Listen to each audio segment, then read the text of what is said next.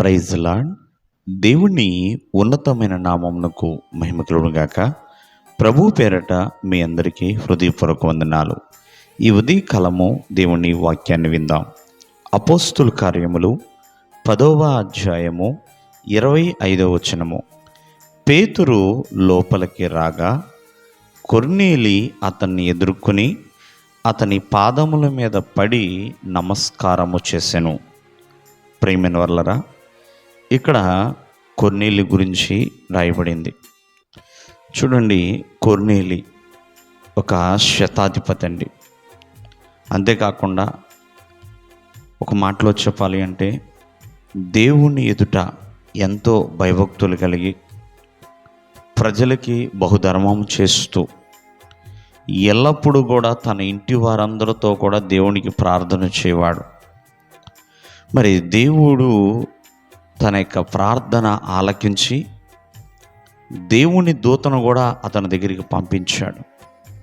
ప్రేమైన వర్లారా, కొర్నేలి ఒక శతాధిపతి అయినా ఒక భక్తిపరుడుగా తను జీవించాడు. ఒక ప్రార్థనాపరుడుగా తను జీవించాడు.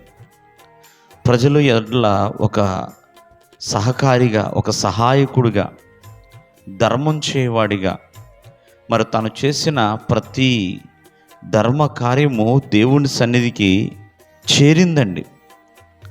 అటువంటి కొర్నేలి ఎంతో ఉన్నతముగా తను జీవిస్తున్నా పేతురు మనందరికీ తెలుసు, విద్య లేనివాడు, దేవుని సేవ చేస్తున్నాడండి. కానీ అటువంటి పేతురు పాదముల మీద కొర్నేలి సాష్టాంగపడతాడండి. చూడండి, చదువుకున్నవాడు, ఎంతో ఉద్యోగం కలిగినవాడు, ఎంతో భక్తి కలిగినవాడు, తన ప్రార్థన జీవితానికి దేవుని దూతే తన దగ్గర దిగి వచ్చింది.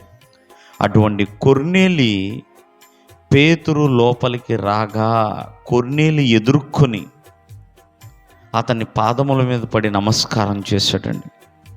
కొర్నేలిలో ఉన్న తగ్గింపు, ఈరోజున ఒకసారి ఆలోచించండి. కొర్నేలి ఒక తగ్గింపు జీవితాన్ని కలిగిన వాడు. ఎందుకంటే తన ఎదుటికి పేతురు అనే దైవజనుడు వచ్చినప్పుడు అతన్ని కలుసుకున్నాడు.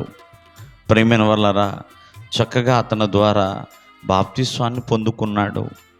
అంతేకాదు, ఎంతగానో కొర్నేలి చెప్పే బోధ విన్నాడు.